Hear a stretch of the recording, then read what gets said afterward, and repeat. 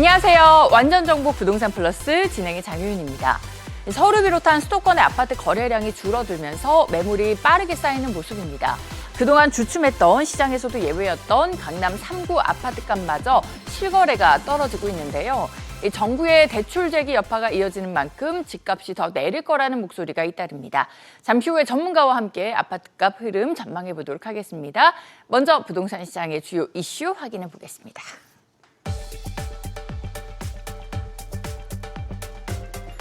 정부가 청약 통장의 금리를 올렸지만 가입자는 한 달 새 4만 명 가까이 줄었습니다. 최근 상당수 단지의 분양가가 주변 시세와 비슷한 수준으로 오르면서 수요자의 부담이 커진 데다 신축 선호와 함께 당첨이 어려워지면서 청약 통장 무용론이 확산하는 분위기입니다. 올해 수도권 거주자 중에서 서울주택을 가장 많이 매수한 거주자들은 성남시 분당구였습니다. 서울 강남권 주택을 주로 매수해서 상급지 갈아타기가 빈번했는데요. 분당구에 이어서 남양주시 거주자들도 서울주택 매수가 많았습니다. 서울 강남 서초 송파, 이른바 강남 3구의 아파트 가격이 하락하고 있습니다.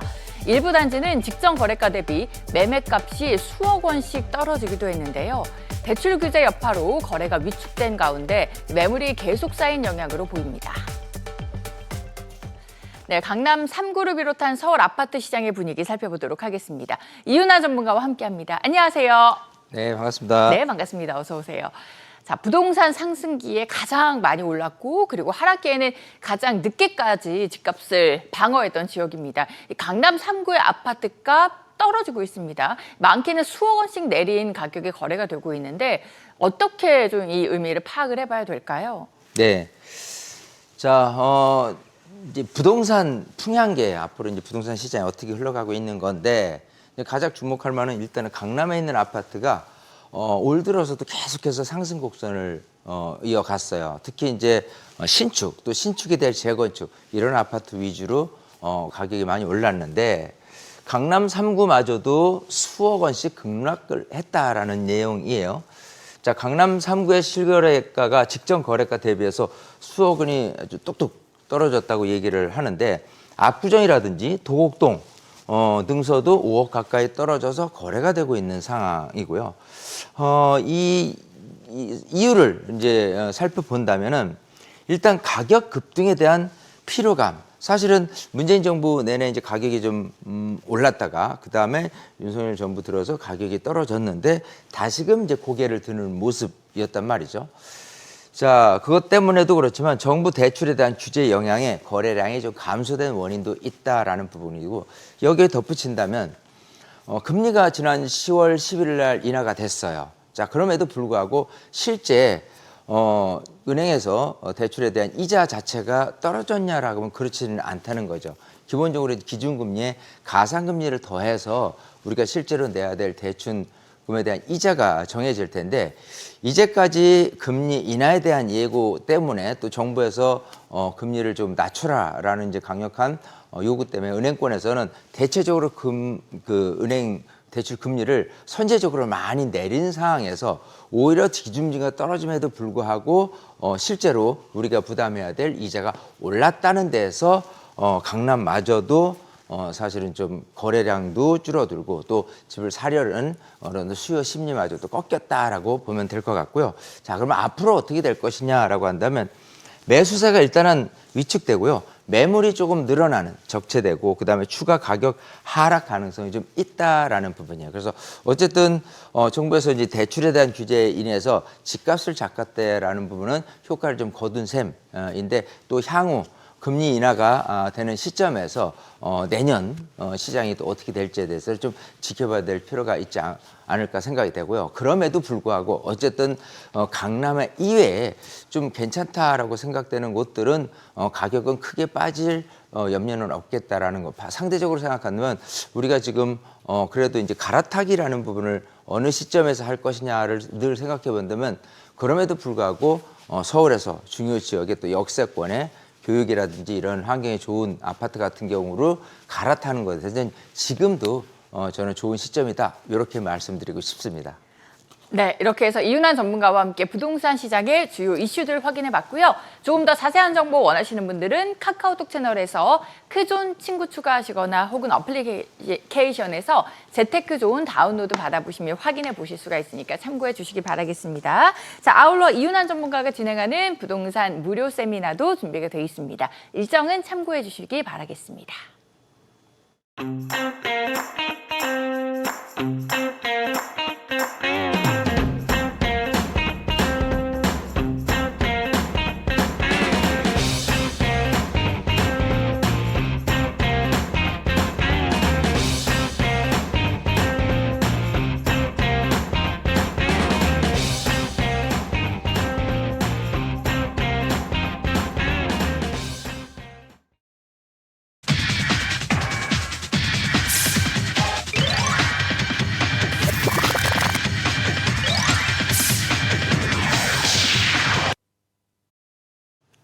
네, 지금 부동산 시장에서는 어떤 일이 일어나고 있을까요? 알아두면 도움이 되는 부동산 정보들 이 시간 알기 쉽게 전해드립니다. 오늘은 정혜근 전문가와 함께합니다. 안녕하세요. 안녕하세요. 네, 반갑습니다. 어서 오세요.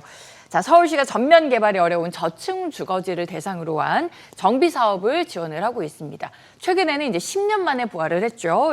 휴먼타운 사업을 확대하고 있다고요? 네, 맞습니다.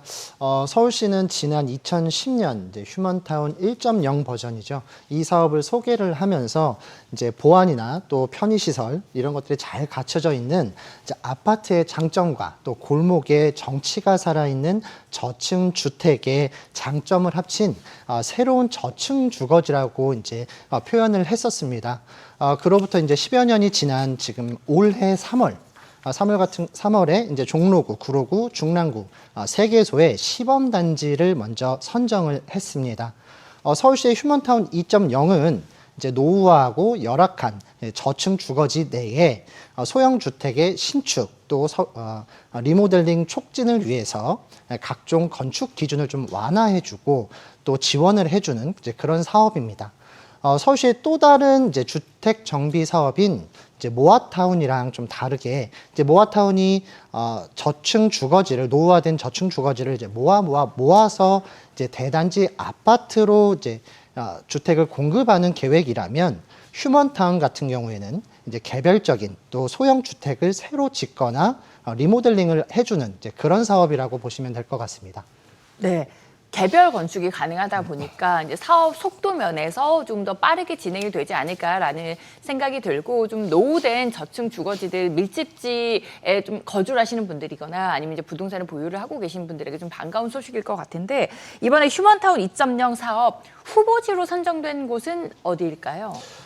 이번에 휴먼타운 2.0 이제 후보지로 선정이 된 곳은 종로구, 중구, 강서구가 각 2개소씩 그리고 강북구, 중랑구, 구로구, 성북구가 각 1개소씩 그래서 총 합쳐서 10개소가 후보지로 지금 선정이 되어 있습니다. 네, 그러면 이제 휴먼타운 최종 사업지로 선정이 될 경우에 어떤 혜택을 받을 수 있는지 좀 자세히 알아볼까요? 일단은 휴먼타운 2.0 이제 사업 대상지로 선정이 되게 되면 네. 일단 각종 이제 건축 기준이 완화가 되게 되겠습니다. 또한 이제 기반 시설 개선 등에 이제 최대 100억 원 정도의 지원이 있을 예정이고요. 또 재정착 및 사업성 확보 등을 위해서 금융 지원도 이제 하게 됩니다. 이제 용적률이나 건폐율 등 이제 건축 기준을 좀 완화시켜주고 또 구역 지정 계획 수립을 위한 시비를 또 자치구에 지원하게 됩니다. 또 건축, 세무 이런 이제 상세 분야별 전문가를 매칭을 시켜서 자문 및 컨설팅을 이제 또 지원할 수 있고 또 건축주의 사업비 부담 경감을 위해서 사업비의 30억까지의 대출 이자에 최대 3%까지 또 지원을 하고 세제도 감면을 해주는 이제 그런 지원이 이루어지게 됩니다.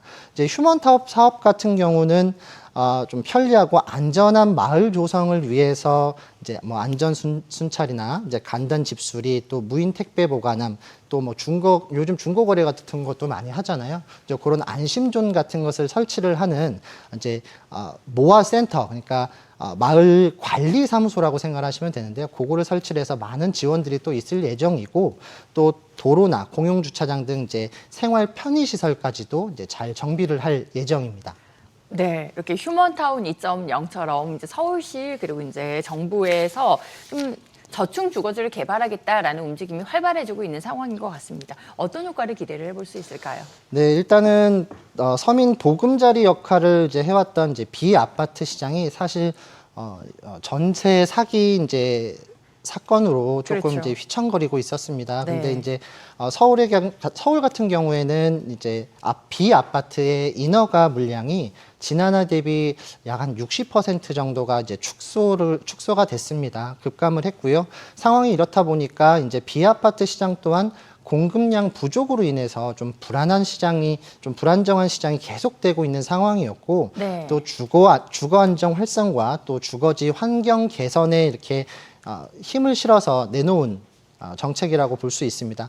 각종 개발의 사각지대에 있었던 이제 노후 저층 주거지의 서민 주거 안정을 위해서 다세대, 또 뭐 다가구, 또 도시형 생활주택 등 비아파트의 원활한 공급 효과를 좀 기대해 볼 수 있겠습니다. 네, 이렇게 해서 지금까지 저층 주거지 개별 건축 그리고 리모델링을 지원하는 휴먼타운 사업 그리고 기대 효과에 대해서 알아봤습니다. 자, 정혜근 전문가와 함께했습니다. 고맙습니다. 고맙습니다.